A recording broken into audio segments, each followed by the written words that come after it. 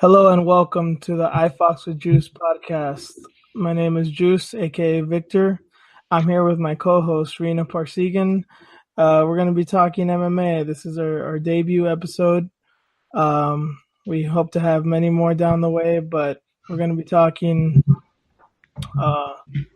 just all the shenanigans that go on in our favorite sport. So, to my co-host Rina, how are you doing? I'm good, Juice. How are you doing? I'm doing all right.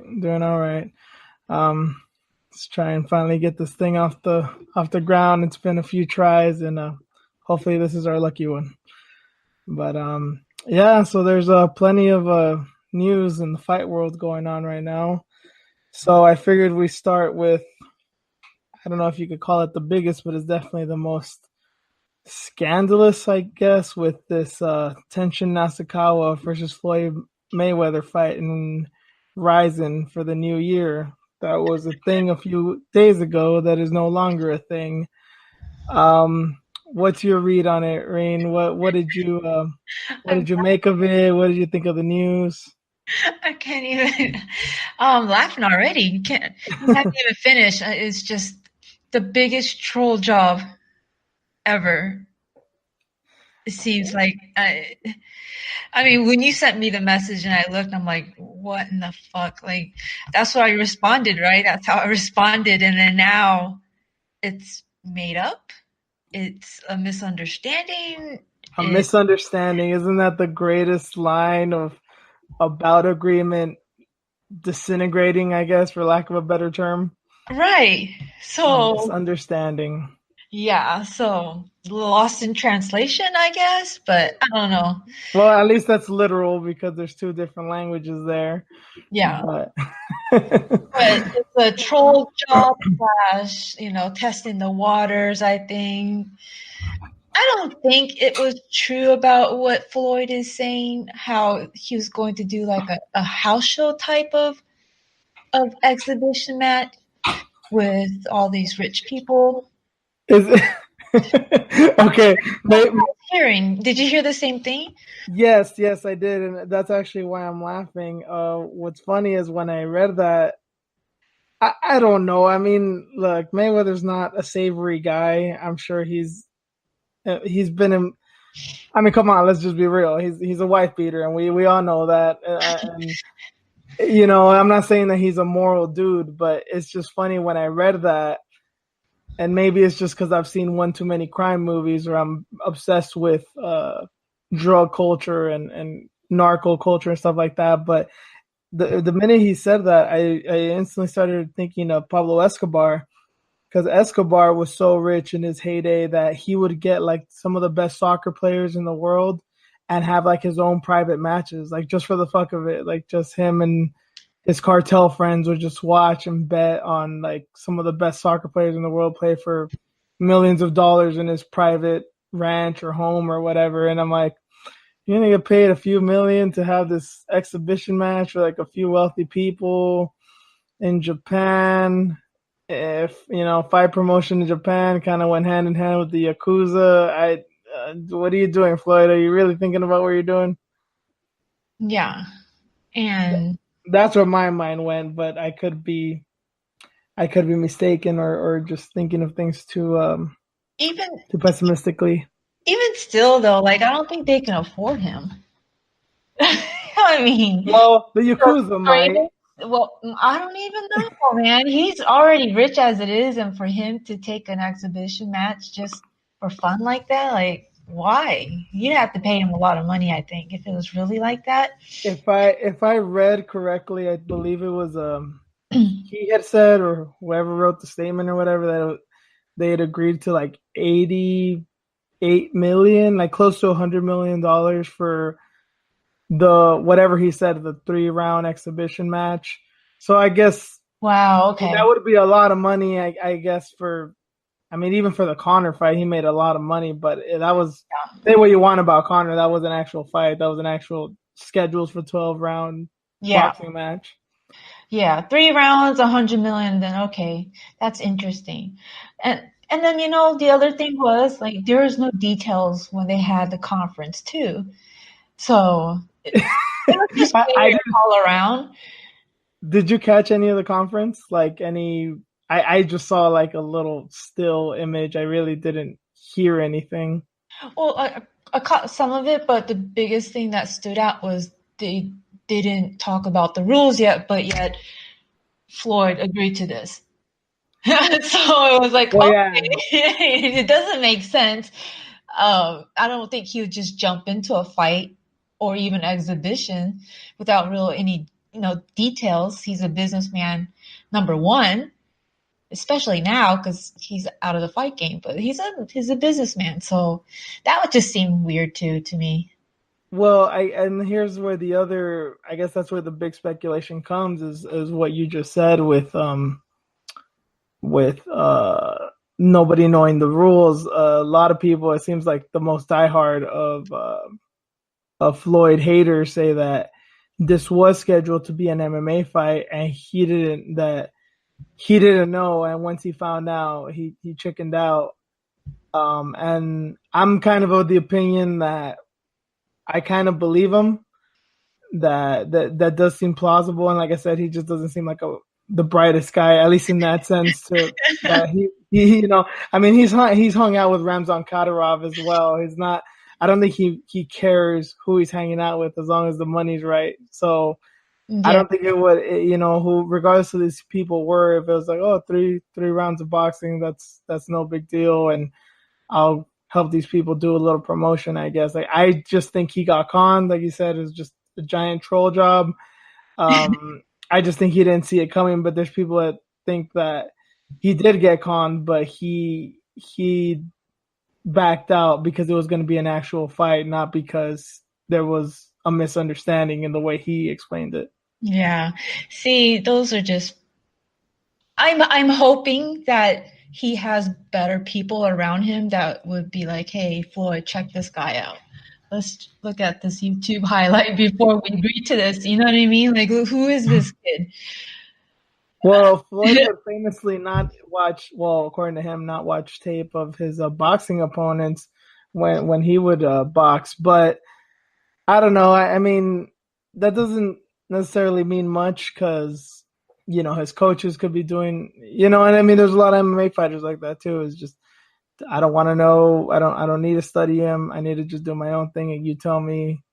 You Yeah, tell me what to watch out for. You tell me how to adjust. So maybe yeah. he was just one of those guys, but I don't know. Tenshin's so young. I don't know why anyone. It seems like there was a lot of people that if this were to go down, that a lot of people actually gave Tenshin a chance if it were to be just like a straight up boxing match, and that I do not understand in any way. Oh God. Okay, then that's yeah. I Is have no words. If it's a straight boxing match.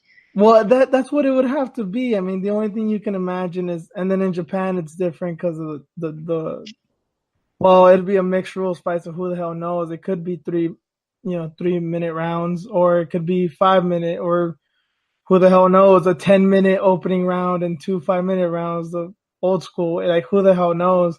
Yeah. But it was gonna be. I guess the only thing would be that it'd be the timing of the rounds, and then most likely it would be in MMA gloves, which would be kind of fascinating because Well, it's funny yeah, you mentioned that MMA gloves because they took promotional photos with he had yeah. MMA gloves on, so Hmm. it wouldn't be a boxing match because the way they were promoting it. So the whole thing really is a troll job. Like, let's just be real at this point. We can go down the rabbit hole and continue to speculate and talk It's about it. It was fun. it's fun. It It was definitely is fun. fun. But yeah, it was surprising. Like, you sent me that message and I was caught off guard. I was like, what? And then a couple days later, it's no, Floyd didn't agree to this. Yeah, yeah. You were the one that sent me the message back that he's saying he's not gonna fight. Like, wait, what? But when I first sent you the message, and I still stand by it, it was, I was so taken back. It Yeah. wasn't even shocking to me that he would fight in some kind of MMA promotion, that he'd fight at New Year's Eve in Japan. Whatever. To me, it was like, wait, he's not going to do actual MMA, so that means he's conning the Japanese. Like, that's never happened. The Japanese were famous, in the Pride days, that they would always tell UFC, oh, we're gonna sell, we're thinking of selling, and they would just use it to hype up Pride. They would use it as promotion for themselves to the point where I think even by the end of it, when they actually were going bankrupt, that the UFC was like, "Is this for real? You're finally?" And then the best part is, to some people who don't know, when they ended up buying Pride, they basically paid $65 million for a video library because none of the contracts Valid. were valid. So they just kind of had to re-sign these guys and pay them out of pocket because they weren't getting them as part of the deal of the promotion. Yeah. So I'm like, if they can do that to the UFC, it's so easy to do to Floyd. But and I thought Floyd had one up on them, but the universe has its ways, and the Japanese definitely have their ways. Oh yeah. Yes, they do. You would know. That's why I'm laughing. I'm like, this is the best. This is the most amazing troll job ever. And Be proud of your people, Rain. well, it, okay. So if you watch South Park, maybe you would know what I'm referring to. But there's this episode with Japanese, Asian, and they keep saying like, "Oh, you have a big penis. You have a big penis." Every time they would try to complain or address something, and they're like, "Oh no, you have a big penis," and it's just like, I wonder if that's what they did to Floyd too. Like, talked him up so Just much. flatter him. It's like, yes, the flattery was so unreal that he just like glossed over everything about this whole situation. And I mean, why would you take promotional photos and you're there and there's a huge press conference? Like, why wouldn't you think that it would get out? Yeah, I've actually never seen that. The what you just said about South Park. That sounds so funny though. But Oh, you gotta look it up. It's been quite some time since I've seen that episode, so if I butcher that, sorry. But it was just that whole flattery, like, then just like they're trying to kind of get away from the situation, talk about something else, deflect as much as they can, and I think that's what they did, and that's what I keep picturing. Yeah, you just gotta watch it to like get it. no, I've seen enough South Park to get the gist of it. That's pretty funny. Okay, well, moving on from a fight that doesn't seem likely to happen to something that did happen with a former UFC fighter, Miesha Tate, going to ONE FC, not to fight, but apparently to become their new vice president. She's even going to move to Singapore, I believe, next year. Not many details have come out, so there's a lot to speculate on here too. I guess the only thing I found out recently was that she had been managing fighters for the past year and a half or so. So I guess she has some kind of managing skill, but I really don't know what else she can do as of right now. What do you think about this, Rain? Do you think it's just one trying to, not inflate their roster because she wouldn't be fighting, but just to get more big names over there now that they have Alvarez and Demetrius and they just announced this Grand Prix and stuff? Do you think they just want to have a bunch of famous fighters that they can claim in one way or another? Yeah, I think they're really trying to cement their mark on the Asian market. This is a totally good move for both parts. That's kind of how should I say this? Good for Miesha on this move, but for her, the people that she helps managing them, I think she's training Amanda, right? Serrano sisters, one of the Serrano sisters. She does manage, I believe, one of them, and I do want to say it's Amanda. I know some of the other fighters, but they're really not that well known and not like big time. I know there's that Cheyenne Vlismas. I forget how to pronounce her last name. She was in Invicta. She definitely looks promising, but she's like 1-0 or like 1-1. She's just getting her career started. Yeah. Yeah, it's no one high profile as of yet. And yeah, if you I don't know if she's going to give up the managing thing entirely. I guess theoretically she could still do it, but obviously well, I don't know what the laws are over there or if she even cares, but Yeah, obviously it wouldn't be kosher to bring the fighters over to one because that would seem like a big yeah. conflict of interest. Well, Amanda's with Combate, but Yeah. just, I wonder how she's going to balance everything. She's going to leave that. Amanda's up and coming. She's boxer turned, she's really doing well with the MMA, portion of it now with combat sports. So I wonder if Misha's going to just up and leave her, or she's going to try to balance that. Like, Yeah, that would be her star pupil, and yeah, yeah, that's definitely someone that you can put some money behind. I think I think you have to be hardcore to know who she is, but I mean, there's obviously plenty of people in the boxing community who knows who she is. That I'm pretty sure they do know that she's done MMA or she's gonna do MMA or that she has another career besides boxing, and that definitely helps. I don't know. I wish I knew a little bit more about one. I've kind of tried to read up on them, but they're so secretive about shit. And this is the big thing right now is like you just feel like what are they trying to pull? I actually this is a bit unrelated because doesn't have to do with fighting, but this is I guess a common thing.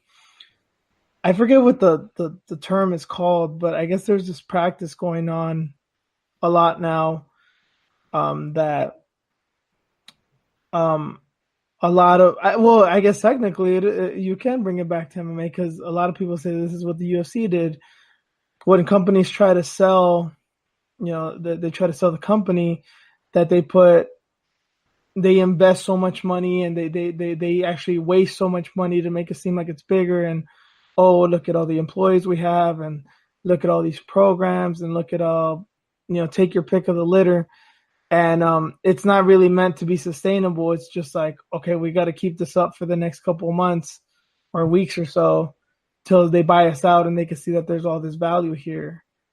And I feel kind of feels like one is up to something like that. Like I don't know if the intention is to sell or who they would sell it to or if they've been talking to somebody, but it just I don't know if you read John S. Nash's reports on one that yeah, they're making quite a bit of money, but they're not earning any profits. It's all a wash. They spend 10 million on an event, they make up like 11 million total, so they only have a million in profit if they're lucky. And honestly, it's been more like $20,000 in profit. Like it's not sustainable, but I guess they're just maybe waiting on some kind of I guess more rich people to invest or something. I really don't know what they're doing because it all just kind of seems like a con job.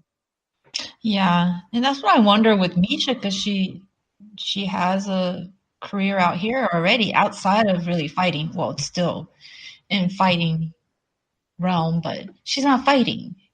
She's living it up, and she has a daughter, and Yes, she got her exactly. man, and she's gonna up and leave and go to Singapore. Yeah, So it's like, is she getting paid well? And then what are the details? Vice president of what? Because there's already a vice president of operations, and that's Matt Hume. So yeah. what's the hierarchy? Like, what's going on? Is she going to be marketing? Is she going to be matchmaking? Is she So relations? It I just I flooded. actually looked this up before we went on, and I was looking up some stuff with one because I knew there was a few people that that were somewhat famous, not famous, but at least acknowledged. And I was looking at who it was, and I forgot about Victor Cui. I remember that was like the main guy when it started. I didn't even know Shotru Sichiltung was the chairman until relatively recently. But Victor Cui is actually not even. It says that he's the chairman, but it's chairman of international affairs. So I guess that's why we know him a bit here because he's in charge of outside of Asia, I assume. So it seems like everyone has similar job titles, but it's just with different. Okay, you're chairman of, your overall chairman, you're chairman of operations, you're chairman of talent. It's kind of odd, and maybe it's just the way it works in Singapore that I don't know, that's just the way that they use titles. But I'm not worried.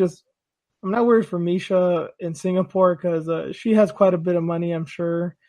Um, and as I've heard that their taxes are very low and it's very business friendly, I'm sure she'll do well. And like, I Mhm. don't know what percentage of the population speaks English, but it's one of the highest English speaking, highest populated countries that speak English. Like it's very, very high.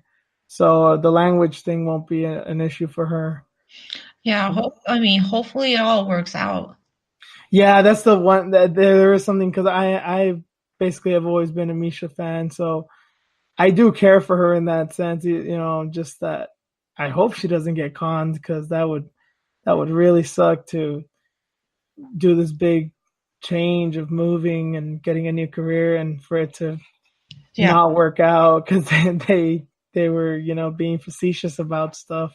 the numbers and what Nash reported, and that's just all interesting. But they're getting these stars, they're attracting them somehow. So, Yeah, let's I don't know. It's really just going to be all speculation with them. I mean, we don't know what's happened. Like PFL was a good one of World Series of Fighting was just going down the tubes, and then they rebranded as PFL, and people actually like them now. I don't know if they're making a profit yet, but at least the image looks better. mhm, But who knows if that's really saying anything? You know what I mean? right. Yeah.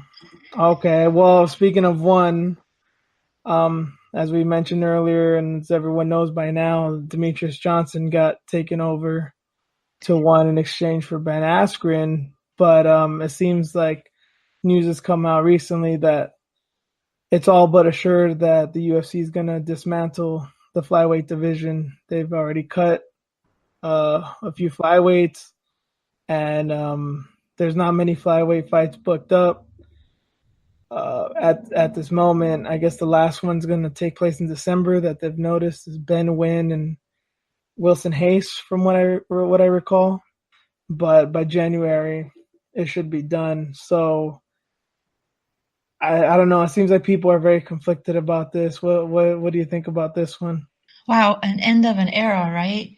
Yeah, The king is gone, so and he's such a dominant fighter, and what Rogan called him the pound for pound king, right? But he wasn't as popular. You know, he has all the tools, he had all the arsenal. I mean, he was just better every time he fought. yeah. But there's no attraction, and for that division. I'm gonna sound really lame saying this, but Hmm. I swear that I'm not saying this now because we're quote like mourning over the division.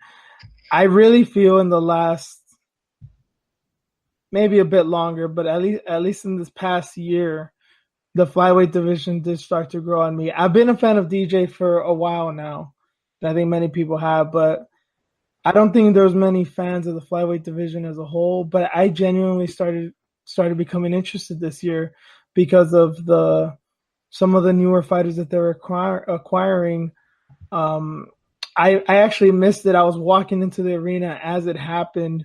I missed this knockout of what was his name? Shorty Torres. Jose Torres, the guy that just got cut. Hmm. Yeah, he got knocked out by this I forget his name. I think it was Alex Perez. I forget his name. He was a newcomer, but man, he got beat up badly, like first round, brutal knockout. And I was really interested in that guy. And then there was a Davison Figueiredo, which it seemed was kind of getting like a cult following. People called him the flyweight Romero, and people followed him the way that people follow like It seemed like he was getting a growing presence, kind of like Carlos Condit or John Lineker, one of these guys that just, they're not the most well known fighters, but the fans that love them fucking love them. Um, Cejudo, I was before he even beat Demetrius, he was growing on me too. Like, oh, he's an interesting fighter. I don't know if I'm gonna be excited for all his fights, but he's definitely grown. And then I don't know, I was just excited for to see what else DJ was gonna do. I wasn't sad that he lost to Cejudo. It was a great fight. I think he did lose. I think I'm not mad that Cejudo won that fight. I think he justifiably won it. But there was so much they could have done there. Just I don't know. I don't know if it's I don't okay. Obviously, like we all know, the marketability wasn't all there. But Mm-mm. part of me started thinking also that maybe they did this trade. The thing that started it all off with Demetrius and Askren. Maybe they did this trade, the UFC anyway, to help their antitrust lawsuit, because I think many people are forgetting that that's still ongoing. And I don't see how you can go to court and say that this company is a monopoly when they traded with another quote unquote big competitor. That doesn't seem like you're want to stomp all over the competition. That looks like you're willing to possibly aid your competition. So part of me started thinking like, well, Dimitri's never going to bring us money. Askren, is probably no less or more of a draw than him, but at least we know people will be interested because he talks a lot of shit and people want to see him get his ass kicked. So it's really a no lose for us. And if it could help us in the lawsuit situation, then all the better. I like that. Interesting. Yeah, I don't think it's like too conspiratorial or anything. I just like, It's a good move, actually. It's a good. yeah, yeah. It's just I really can't seem because really it doesn't make a lot of sense. Yeah, how long could they have gone till they made money on the flyweight division? I think eventually they would have made money. Could it have been next year or the year after or three? Who knows? But Yeah. I mean, Demetrius just lost, and I remember when Anderson lost to Weidman, like he became a bigger star when he lost than when he was winning. It was like the weirdest thing. Like people were like, "What happened to Anderson? Like we want to see what's going to happen in the rematch." Yeah. And with Cejudo is even crazier because he got the shit kicked out of him in the first fight. It wasn't even a fight. The second fight was super close, and Demetrius ended up losing.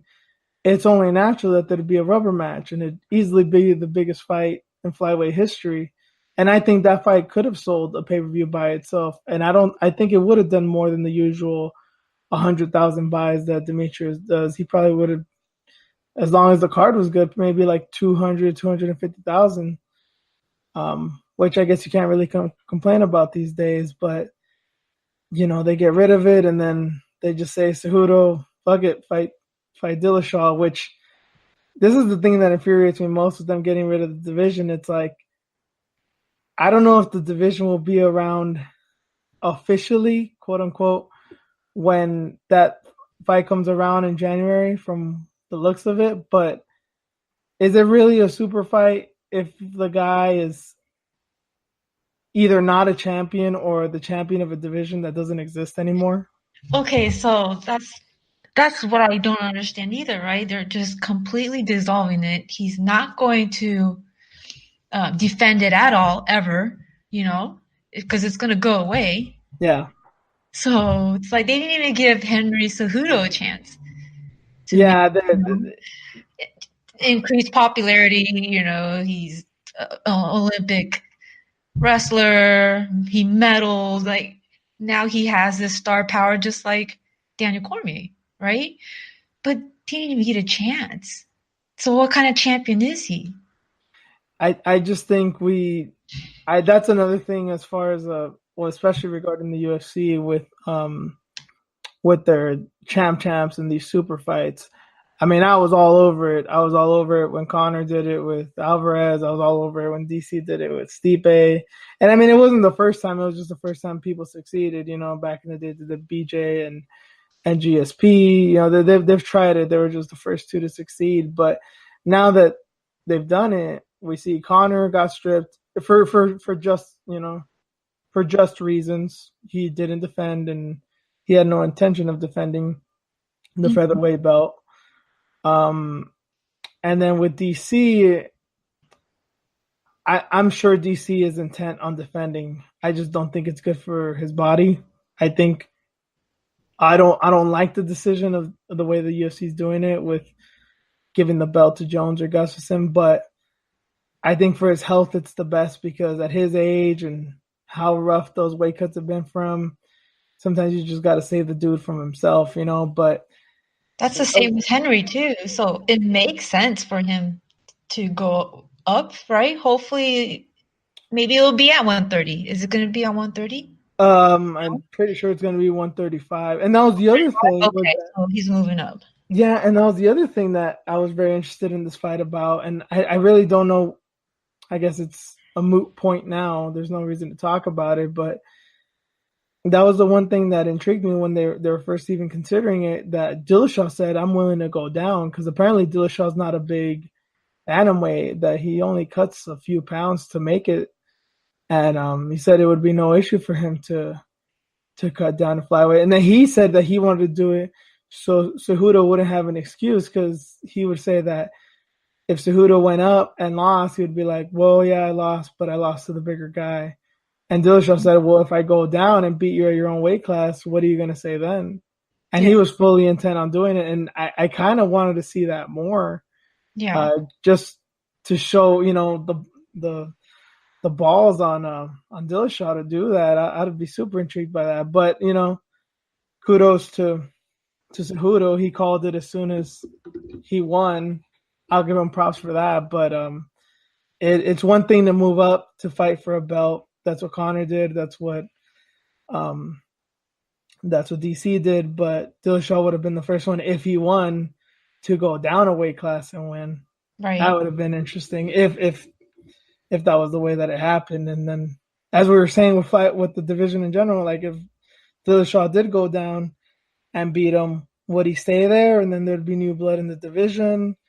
Maybe Cejudo goes up. I mean, there were so many possibilities that could have happened after August, after Demetrius lost, but it seemed like they ended it at the worst possible time, which is why I think that thing about the antitrust lawsuit makes sense.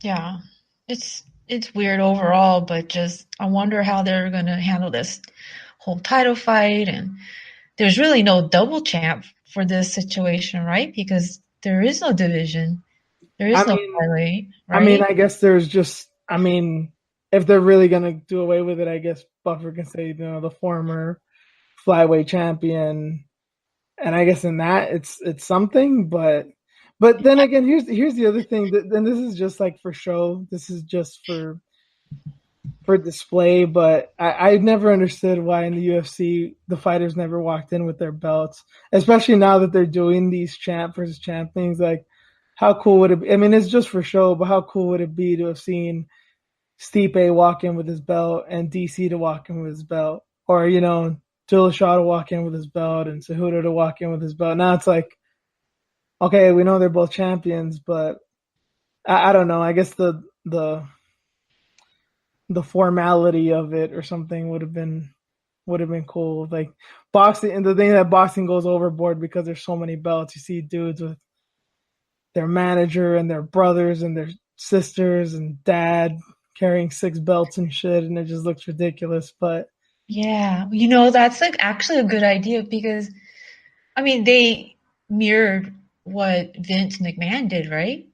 With WWE, and I wonder why they don't do things like that. Like just for show, just turn it up a notch. Just if it's gonna be a super fight, then yeah, kind of glorify it. Like come out with your belts, lay it on the yeah, octagon, like you're laying your belts on the line for the yeah, have the ref walk out with them. Okay, there's yours, there's theirs. This is Something the like one that's that, on the right? line. Yeah, Yeah, that would be cool. I would like to see that.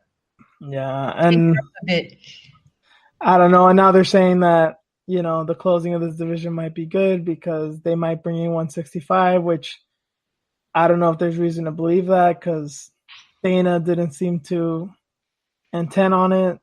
Who knows? But I just think, especially if they do add 165, so many more people are going to try and go for the double belts or the triple belts in Connor's case whenever he decides to come back. Or, I mean, I guess people take it for granted that he is going to come back, but you never know.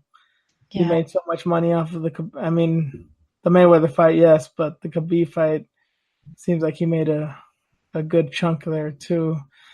But moving on, I guess we'll talk about the fights this weekend, the 25th anniversary of the UFC. They're going back to where it all started in Colorado. Um, it's going to be a fight night event, but it's not one to be slept on. There's a lot of good fights on here. Um, the main event was supposed to be Chan Sung Jung, the Korean Zombie, versus Frankie Edgar, but Frankie pulled out a few weeks ago, and he's being replaced with Yair Rodriguez. I don't see how there's any way how this fight's not super exciting and likely to end in some kind of finish. But I don't know. There's a big layoff between the two for different reasons. It's kind of hard to tell where they're at mentally and physically, I guess, since they haven't fought in so long. But what's your take, Rain? Who are you picking in this fight? oh man, Korean Zombie, right? So his background is what, the military too? So Um, his mental game is really strong. So I don't know if the layoff or anything will just really affect him. Uh, well, the military thing was kind of weird because yes, I mean, South Korea is one of those countries where you have to do mandatory military service, but yeah. he didn't do it in the way that most people think that you went in and went to boot camp and did this training.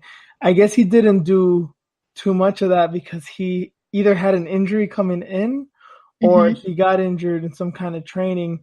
So he didn't do a lot of the, combat type stuff. He ended up doing like some kind of clerical work. Like he was like some kind of like office dude, which is so Oh, funny thinking of Korean Zombie, like doing like Joe Schmo type work. But I guess it was good.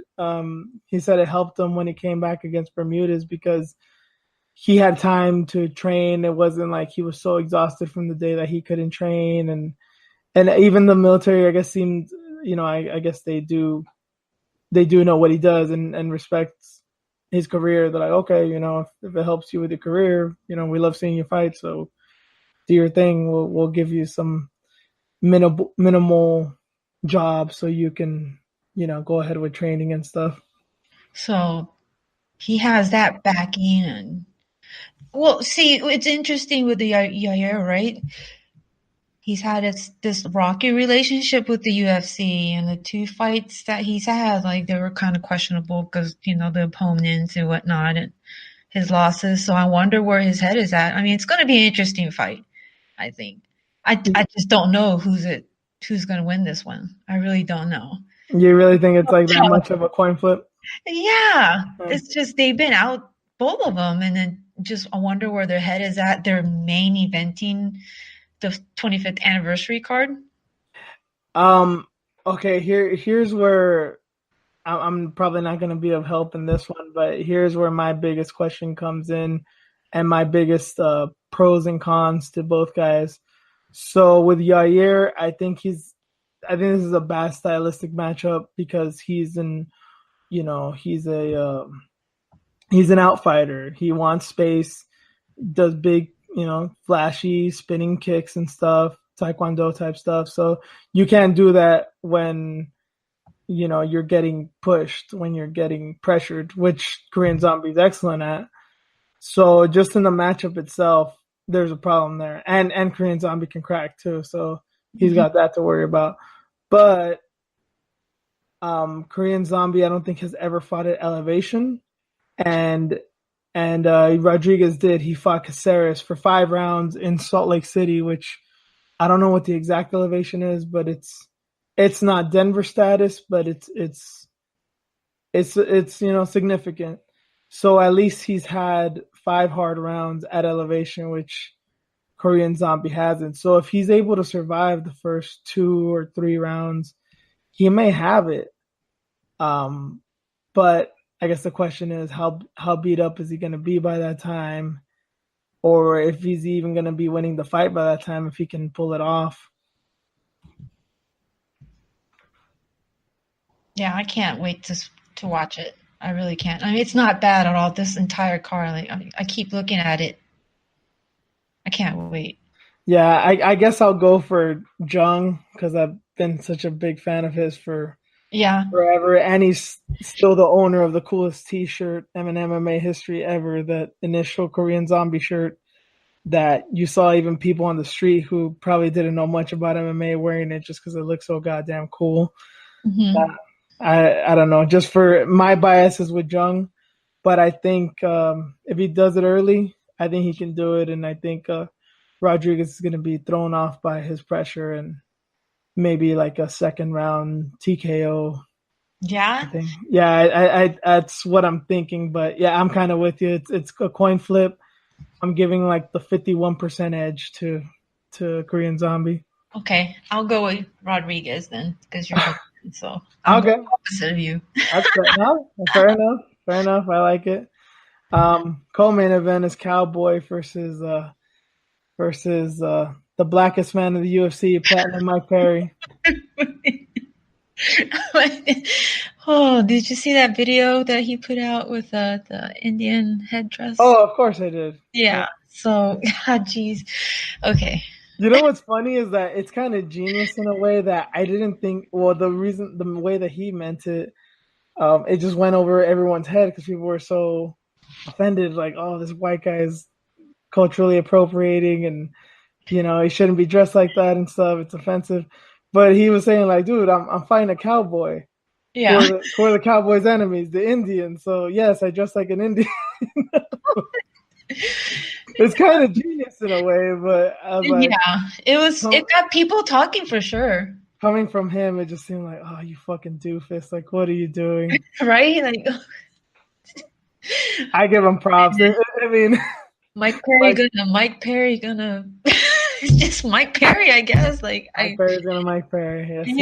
I'm in tears right now. I just thinking about him, like he's sitting there with his axe, and then there's Cowboy's picture inside the cage. Wow, yeah, it was funny. And then I was looking at all the comments, and yeah, you're right. People were offended. I've been cracking up all week at, I don't know when this was, but some video of him like really psyched at some kind of scrum. The media was interviewing him. He's like, we gonna fuck shit up.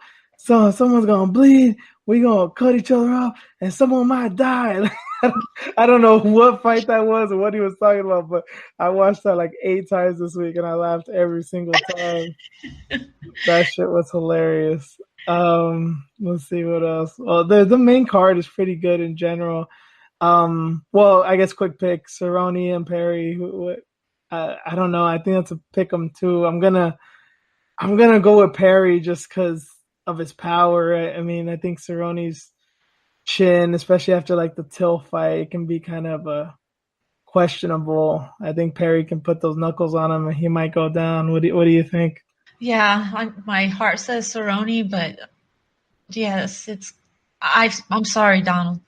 Yeah, I'm sorry, Cowboy. I have to go with Mike Perry.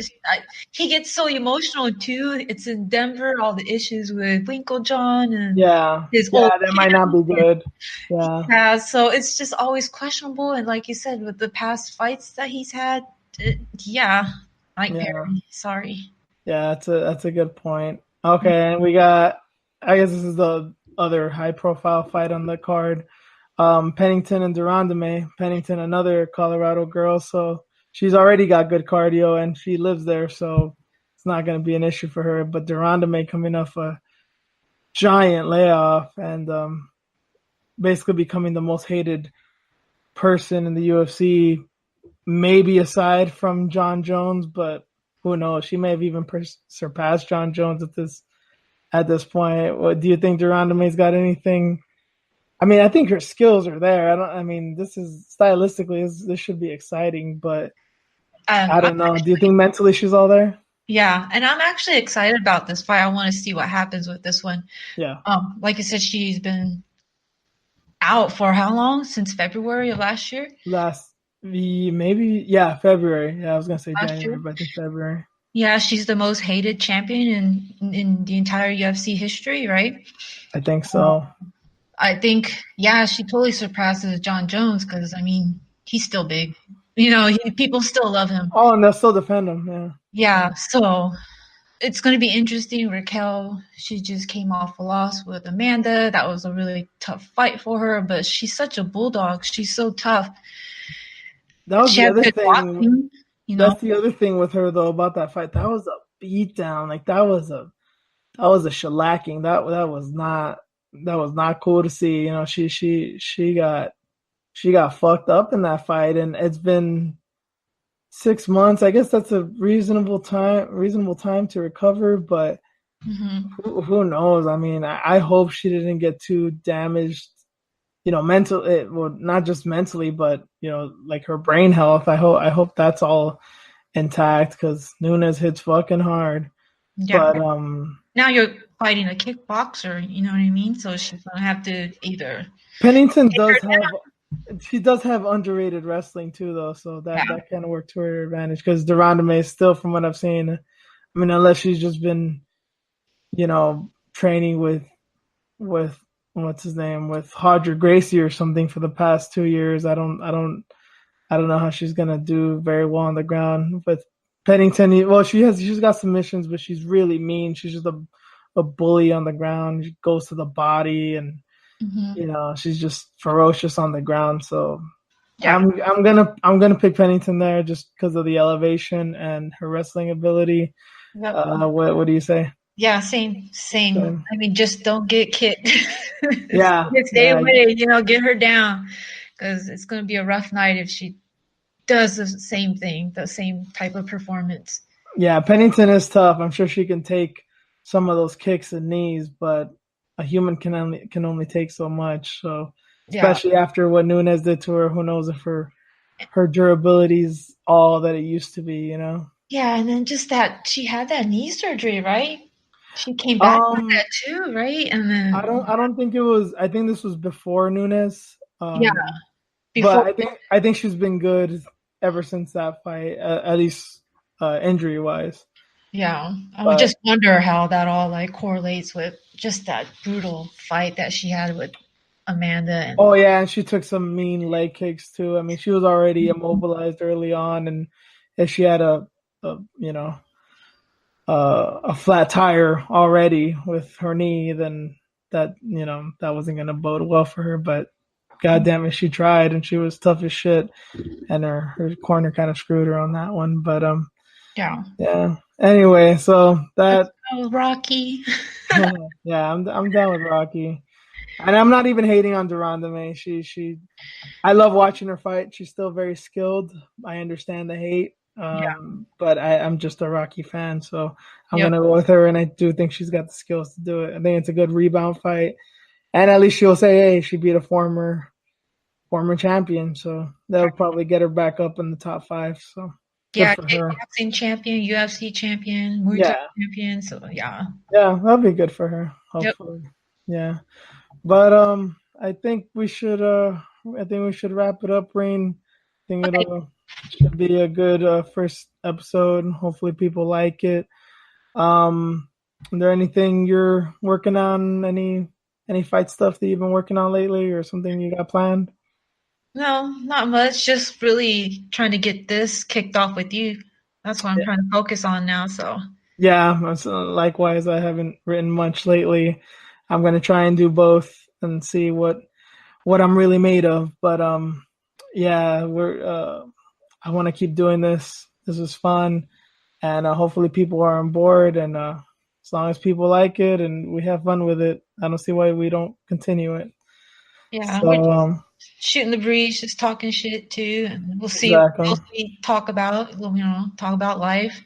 Yeah, exactly. And as we go along, we'll add some more production elements and maybe get an intro song or something like that to make it more palatable and more distinct. But we'll see how that goes.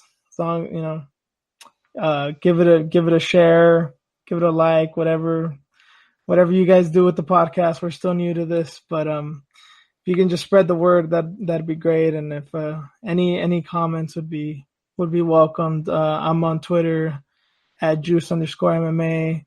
Rena's at go ahead and say the handle, Rena. Fox with you Fox with you. There you on go. Twitter and Instagram. There you go. And that hence the name of the podcast, iFox with Juice. But yeah, I hope you guys like it.